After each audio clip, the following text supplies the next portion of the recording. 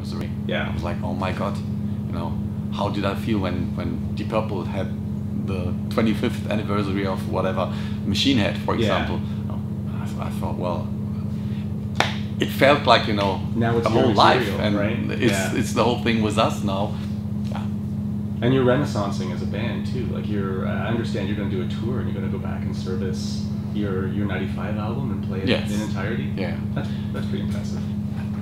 Yeah, I was not fond of the idea. I've been asked many times to do something like this, and I never really saw the reason for it, because I believe it gets a little too far away from the regular live atmosphere in general. But when we, you know, finally thought about what to do with that second leg here in North America, we just realized, well, we have been touring for the last 14 months already, and most of the songs we played last time when we have been here in North America would be the songs we have to play again, because we just, you know, we rehearsed a few more songs, but not too much to fill a whole set.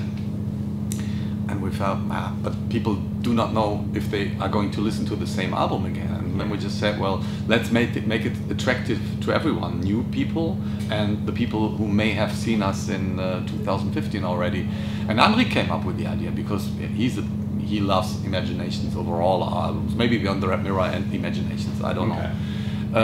And he said, well, it would be very nice for me to play Imaginations in its completion. And I said, well, if it's an option, why not doing so? And in terms of preparing this album, in comparison to Nightfall or Night at the Opera, it doesn't take that much time, and it's more intense than these two albums. It's more metal. It's more regular live metal music we're playing there. So it makes even sense to play it in one row, because you still keep the vivid atmosphere, which is very vivid, very essential for a Blind Guardian show, I think. And that was my biggest concern in playing a whole album in its completion. You know, if we did, let's say, a Night at the Opera or Nightfall, people would start to listen and would not have fun constantly. But with Imaginations, it's possible. So I think it was a good choice to do so. We start the rehearsals in 2 weeks from now. We haven't done anything, so I'm anxious how stuff will come along. How many of those songs have you never played before live? None. That's the only good point. The other good point, all the stuff has been performed. Nice. Some have not been performed for a while. And some even have been played at rare cases, but they all were performed. But I think, I just read it, we even did one show where we at least played 75% of the whole album already. And I was completely surprised, because I never realized. My first impression was, oh, we haven't played all the songs. And then I just realized, okay, this we have played, this we have played. Makes it also easier. A song like Noldor, for example, from Nightfall in Middle-earth, which we haven't played so far, that would be trouble. Do you reflect on yourself as a youngster? The things that drove you as an artist when you were a teenager, going into your early 20s? What would you say you were like then? I was ambitious, innocent, naive, but had a clear vision very early. I didn't want to work. Or if I work... This is work. It is work, but you know, that was the if. If I have to work, it should be something I really, you know, like to do. It has to become more like a lifestyle or so. So my first idea from when I was 15 years old was becoming a football player. I was not good enough, but I went for this dream since I was 18. Then I got an injury, luckily, because I really wasn't good enough. I was far away from that. And then I decided, well, since music always has been my big passion, let's try to do something as a musician. And that's when I really started, you know, working more seriously on a musical career. And short after, I met Andre, and his vision of doing something special were pretty close to what I've had in mind. And then we established Lucifer's Heritage, which later on became Blind Guardian. But yeah, I was definitely naive. I remember when we did our first album, Battalions of Fear, everyone in the band was sure we would be superstars 12 months later. And it obviously did not come this way, but it didn't matter. I mean, we were young, and the success we have had back then, it was not a big success, was enough for us, to be established.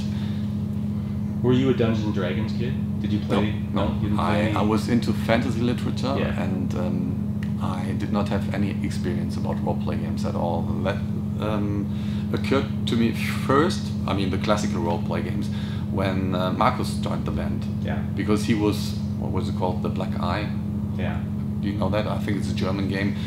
He was a role-play game player, and he introduced me into that, but I was more really into the literature itself and into movies a little bit, but it was more the written word which was attracting me, and maybe the spoken word a little bit. Yeah. And Andre, who's a computer nerd, he delivered all these computer role-play games to me, and I liked that a little more, but I never really got into that as well. So I'm the classical Lord of the Rings reader, and maybe even learning the languages and being a pundit. That was me in the 80s. What is it about Charlie Bauerfeind that keeps you coming back to use him as a producer? He has skills beyond imaginations. I mean, he really is a good teacher. He is technically very, very skillful, and he has an understanding about what Blind Guardian is about and what is driving us, and he captures it very well. And as many people with whom we are working nowadays, he does not try to manipulate us and bring in his own vision of Blind Guardian. He brings in his musical skills and his skills as a producer, but it's still 100% Blind Guardian, and we have established a very close friendship, so it's a question of trust. What do your fans say is the best Blind Guardian album? I'm not sure. My impression, and that gets close to my opinion, would be Nightfall in Middle-earth is the best still, because maybe of the topic.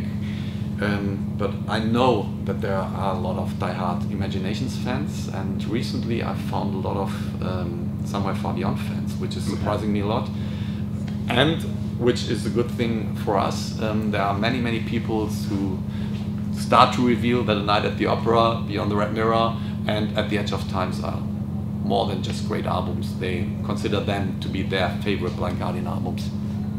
Now this album is bookended with Imaginations. Do you think you would ever do something as ambitious as playing both of them? Maybe as two-parters, or doing some kind of a big sort of a to-do, a residency with them? Short before retirement. Yeah? No, I think it's a good idea, and the first thing when Andre came up with the idea for Imaginations was, of course, combining them. Yeah.